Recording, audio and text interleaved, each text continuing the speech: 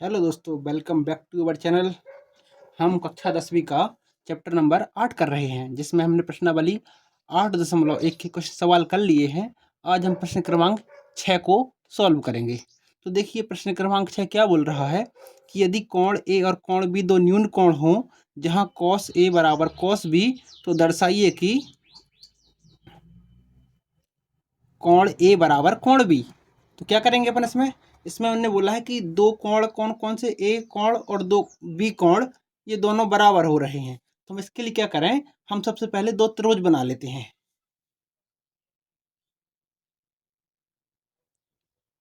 ये दो त्रिभुज हमने बना लिए हैं, इसका नाम ए बना लें, यहाँ पे पी और ये क्यू। इसके बाद हमारा दूसरा कोण बराबर कौन सा था, बी बराबर था, तो बी ये बन जाएगा अपना सी और ये डी। यानी कि हमने दो त्रिभुज बना लिए, A P Q B C D.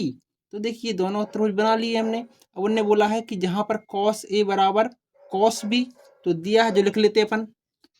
इस सवाल में उन्होंने दिया है हमको, क्या दिया है, दिया है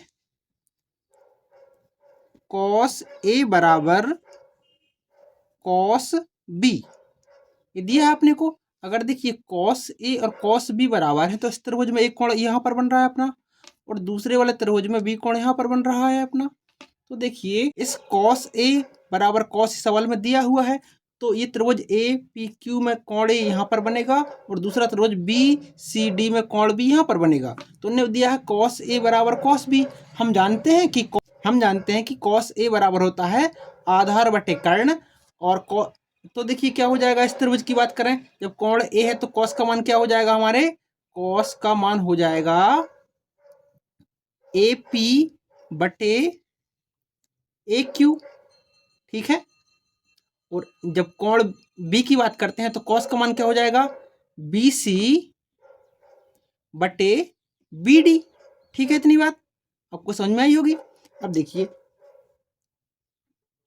देखिए इसको अपन ऐसे लिख सकते हैं क्या, जो ए पी बटे ए क्यू लिखा हुआ है अपना, और यहाँ पे बी सी बटे बी डी लिखा हुआ है, अगर हम बी सी को यहाँ ले आए और बी ए क्यू को इस तरफ ले जाए, तो क्या बन जाएगा अपना, ये मान अपना बन जाएगा ये कि ए पी बटे ये बी सी उठ के नीचे आ जाएगा, इसके बी सी बराबर ए क्यू बटे बी डी।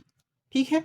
अब देखिए इसके बराबर ये हो रहा है, तो अपन इसका एक फाइनल इस तरीके से मान सकते हैं कि ए पी बटे बी सी बराबर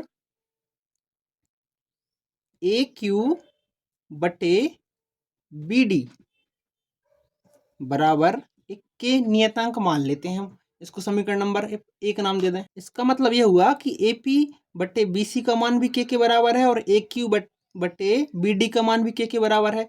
यानी कि ए पी बटे बी सी बराबर के, तो यानी कि ए पी बराबर क्या मिल जाएगा अपने को,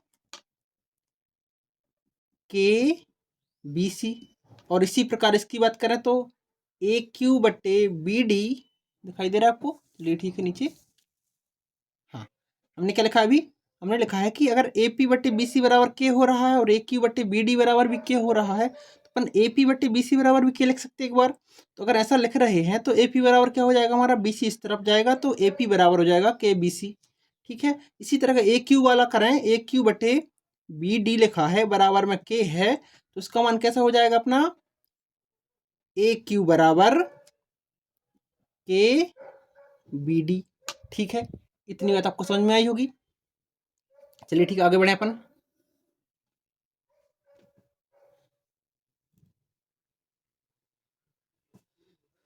आगे देखते हैं अपन, हमने क्या कर लिया अभी तक हमने किया है ए क्यू बटे बी डी बराबर के, तो ए क्यू बराबर क्या मिला हमको, के बी डी। ठीक है। इसके बाद अपन देखें, अब दो त्रिभुज अपने कौन कौन से हैं, ए पी क्यू में अगर दोनों त्रिभुजों की बात करें तो इसमें पाइथागोरस प्रमेय से क्या हो जाएगा, त्रिभुज ए पी क्यू में तथा त्रिभुज बी सी डी में क्या हो जाएगा अपना। अगर इनकी बात करें तो हमारे पास पी क्यू का मान निकाला, देखें अपन, पी क्यू बटे सी डी बराबर कितना होगा। देखिए पी क्यू का मान कैसे निकालेंगे हम, पाइथागोरस प्रमेय से। अगर पी क्यू अपनी ये भुजा है पी क्यू, तो पाइथागोरस प्रमेय में क्या हो जाएगा, कर्ण का वर्ग माइनस आधार का वर्ग, क्योंकि ये लंब है हमारा। तो देखिए कर्ण कितना है अपना, कर्ण हो जाएगा हमारा ए क्यू माइनस ए पी का वर्ग माइनस ए क्यू का वर्ग माइनस ए पी का वर्ग। ठीक है, यहाँ पे सी डी के सामने क्या लिखा है अपना, सी डी अगर त्रिभुज की बात करें इसकी, तो सी डी त्रिभुज में हो जाएगा हमारा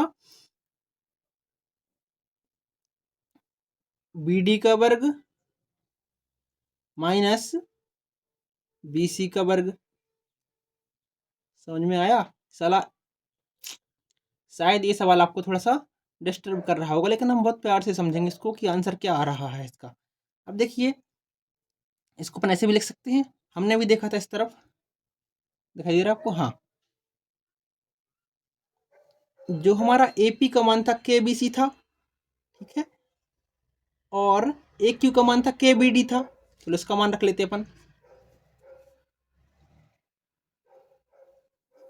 ए क्यू बराबर क्या देखा था हमने, के बी डी, तो इसकी जगह रख दे अपन के बी डी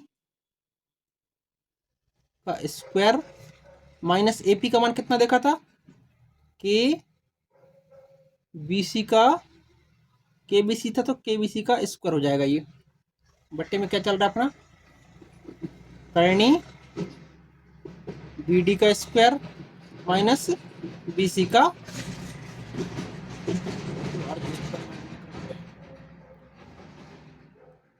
देखिए इसमें बराबर में क्या हो जाएगा, करनी के अंदर के बी डी का स्क्वायर और माइनस के बी सी का स्क्वायर। ये हमने ए पी और ए क्यू के मान रख लिए हैं। अब देखो क्या हो जाएगा, अगर ये वर्ग इस पे लगा है तो के पे भी लगा रहेगा, यहाँ पर भी इस बी सी पे भी रहेगा और के पे भी रहेगा। अगर दोनों की बात करें तो अपन के बाहर निकल जाएगा, क्योंकि करनी से जब बाहर निकलेगा के, तो क्या बचेगा,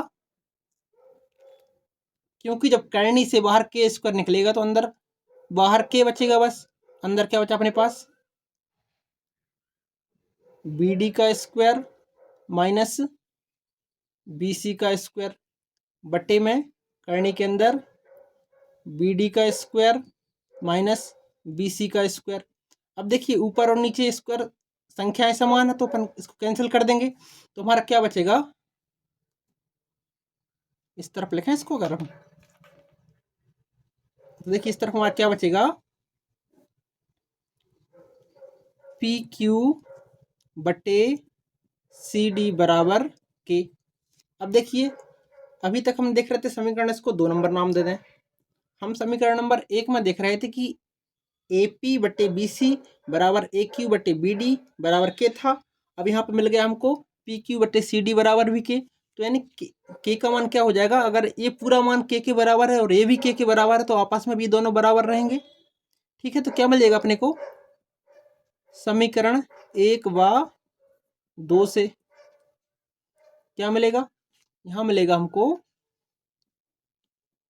ए पी बटे बी सी बराबर ए क्यू बटे बी डी बराबर पी क्यू बटे सी डी। अब देखिए इसको इस तरफ लिख देता हूँ मैं, जिससे कि आपका अच्छे से वीडियो एक ही उसमें आपका, चलिए ठीक है। अब देखिए इसको अपन ने क्या कर लिया कि त्रिभुज की ए पी, यहाँ इस त्रिभुज में ध्यान से देखिए आप, यहाँ पे लिखा है ए पी बटे बी सी, यानी कि जो ए पी का अनुपात है किसके बराबर है, बी सी के। ए पी और बी सी का अनुपात ए क्यू और बी डी, ए क्यू और बी डी के अनुपात के बराबर है। पी क्यू और सी डी का जो अनुपात है वो भी, इनका अनुपात ही बराबर है। हम लिख सकते हैं हमारे पास एक समरूपता होती है एस एस एस, यानी कि भुजा भुजा भुजा समरूपता से। अब देखिए दो त्रिभुजों की तीनों भुजाएं अगर समान है तो दोनों त्रिभुज समरूप रहेंगे, यानी कि क्या हो जाएगा अपने पास, त्रिभुज ए पी क्यू समरूप त्रिभुज बी सी डी। अगर दोनों त्रिभुज समरूप हैं तो इनके कोण भी बराबर रहेंगे, मतलब जो कोण ए रहेगा इस वाले त्रिभुज में, वही दूसरे वाले त्रिभुज में कोण कौन सा रहेगा, बी। हमको यही सिद्ध तो करना था कि भाई अगर दोनों त्रिभुज समरूप हैं तो दोनों कोण भी बराबर होंगे। अगर आपको क्वेश्चन समझ में नहीं आया तो वीडियो को दोबारा देख लीजिए। बाकी मिलते हैं अगले वीडियो में अगले क्वेश्चन के साथ। धन्यवाद।